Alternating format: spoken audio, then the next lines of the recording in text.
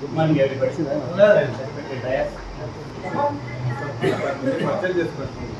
నా పేరు గంగాధర్. నేను తెలంగాణ గ్రామీణ బ్యాంక్ మామిడిపల్లి బ్రాంచ్ మేనేజర్. రాదు ట్రాక్టర్లు తీసుకొని గోడౌన్లు కట్టుకొని ప్లస్ ఈ జేసీబీలు హార్వెస్టర్స్ ఎవరైనా తీసుకోరండి. మేమే తిరుక్కుంటా చెప్తున్నాం రైతులకు. ఇప్పుడు రైతు బంధు అనే ఒక స్కీమ్ ఉంది మన దాంట్లో. అది కమర్షియల్ బ్యాంకులు లేదు, ఓన్లీ గ్రామీణ బ్యాంకు.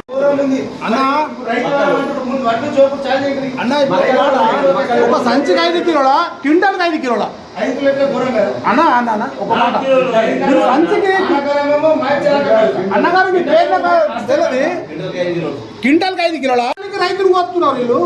ఇది ఏంటి ఎంతవరకు కరెక్ట్? ఫోన్ చేస్తే ఇప్పుడు ఫోన్ కూడా వచ్చి దించుకోవాలి, రైతు దించుకోవాలి. కరెక్ట్ ఫోన్ చేసి అన్నం కడిగింటే 6 కూడా అడుగుతుంది. మొత్తం ప్రతి ఒక్కదానికన్నా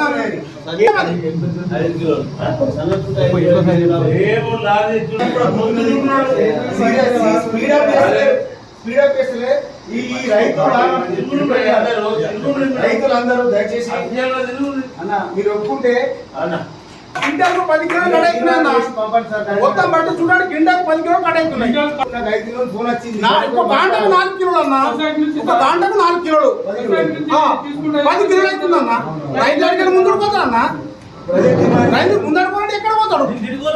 ప్రతి ఒక్క కొనే మందులు నేను అమ్మేదానికి తక్కువ. ఇది ఏంటంటే ఇది దౌర్జన్యం అది అన్న అలాకి ఇచ్చేయాలి. అయితే తీర్మానం చేసినాం, చాలా సంతోషము. రైతు విషయాలు మాట్లాడుకోవాలంటే అది పొద్దుకున్న తెల్లారిన గారిపోదు.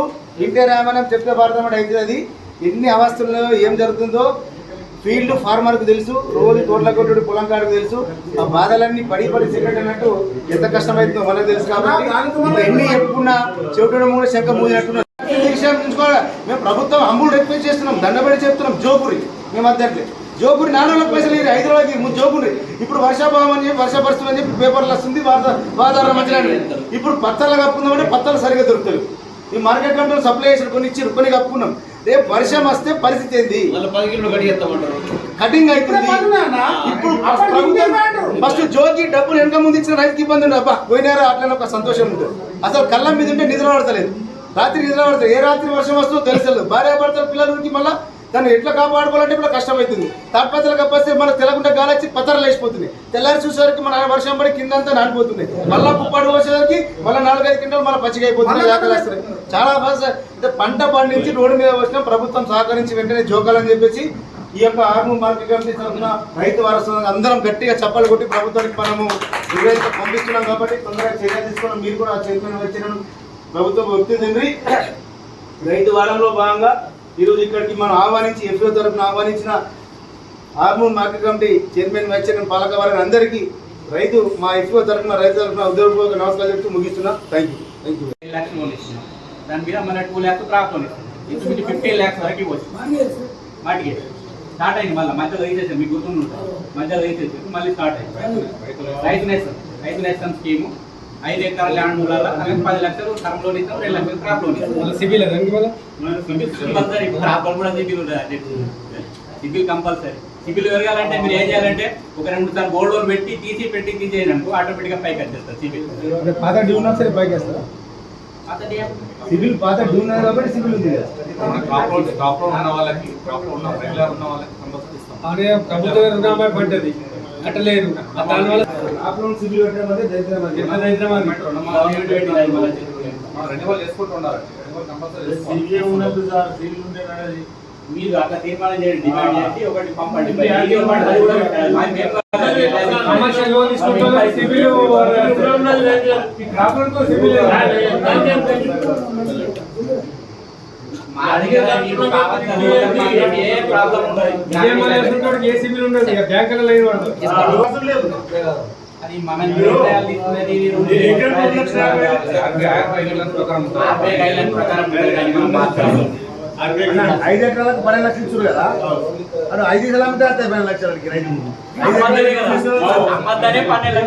మరి అమ్మకుంటే మరి సిబిల్ ఇంకా మరి సిబిల్ తీసేసేలా కదా. నువ్వు 5 ఎకరాలు పెట్టుకుని 12 లక్షలు సిబిల్ ఎందుకు? సార్ అన్నట్టు ఎస్పీఎల్ కూడా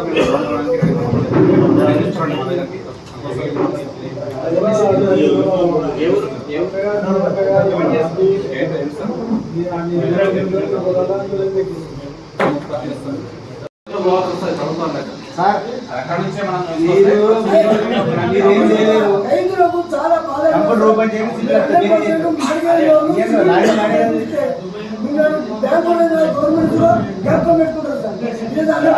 బాడిగేట్ చేసుకుంటున్నారు మీరు పేరు ఉన్నది కబ్జా చేసుకోవచ్చు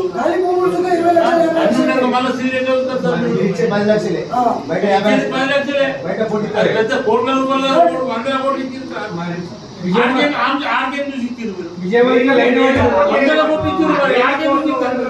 బ్యాంక్ మేనేజర్ 7 లక్షలు వేరు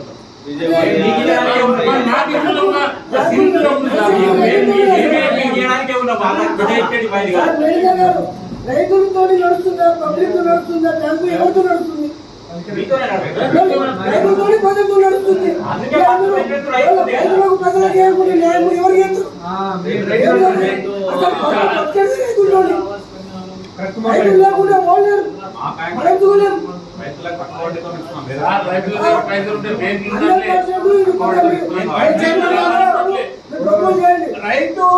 రైతుల రాజ్యం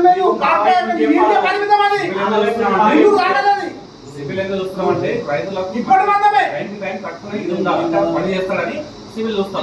ఎట్లా చూసుకోకపోతే సివిల్ చూడకపోతే ఆయన భయం ఉండదు.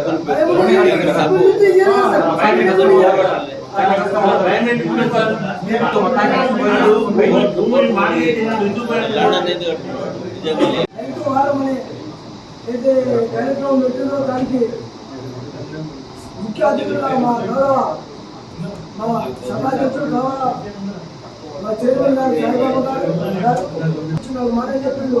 బాగా అనుభవం ఉన్న రైతు బిడ్డ అన్న బాధ్యత అన్నగారు, అలాగే మా డైరెక్టర్ గారు, మా మేనేజర్ గారు అందరికీ రైతులందరికీ నమస్కారం.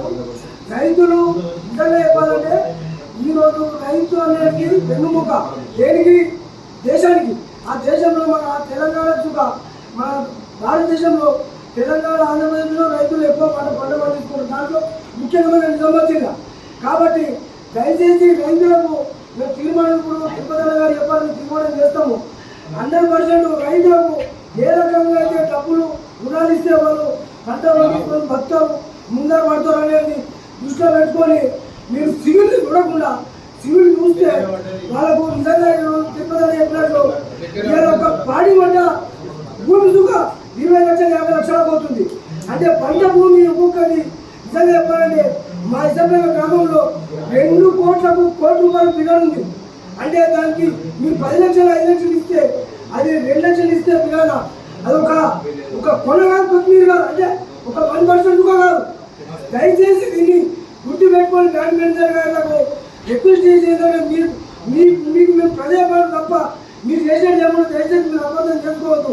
మీరు మా యొక్క అప్పీల్ ఏదైతే ఉందో నేను చెప్పేది దాన్ని మీరు మా జీవనం ద్వారా ప్రజల పై ఆఫీసర్ ఖచ్చితంగా ఈ మార్గేజ్ లోన్లో ఒక భూమి ఒక విధానం 50 లక్షల కోట్ల రూపాయలు ఉంది కాబట్టి ఒక 2 లక్షలు ఇచ్చేది ఒక 1% మాత్రమే పై ఆఫీసర్ చెప్పి మాకు సివిల్ లేకుండా రుణాలు ఇప్పిస్తే మీ బ్యాంక్ వాళ్ళని గవర్నమెంట్కు మేము చాలా ధన్యవాదాలని సభలో తెలియజేస్తూ రైతుల పక్షాన మేము ఈరోజు మాట్లాడేది ఏంటంటే రైతులు చాలా ఈరోజు మా అసెంబ్లీలో మక్కల మా సెక్రటరీ గారు కాంట్రిబ్యూట్ ఇచ్చిన సంతోషం.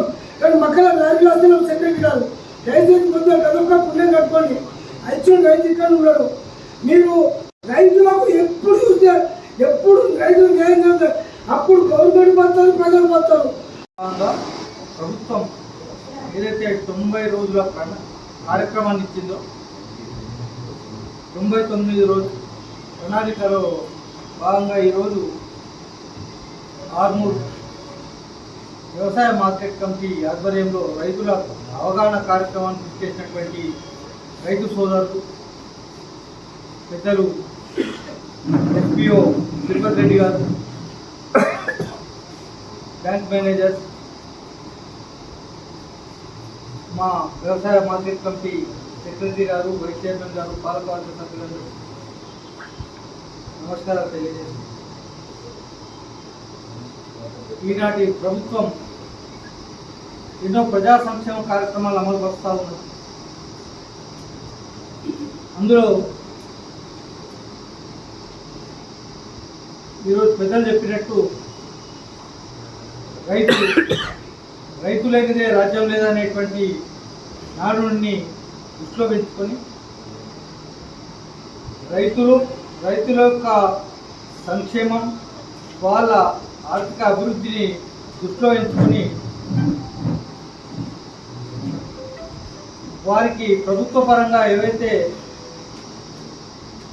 కార్యక్రమాలు చేపడతా ఉందో వాటిని రైతులకు తెలియజేసే ఈ కార్యక్రమం.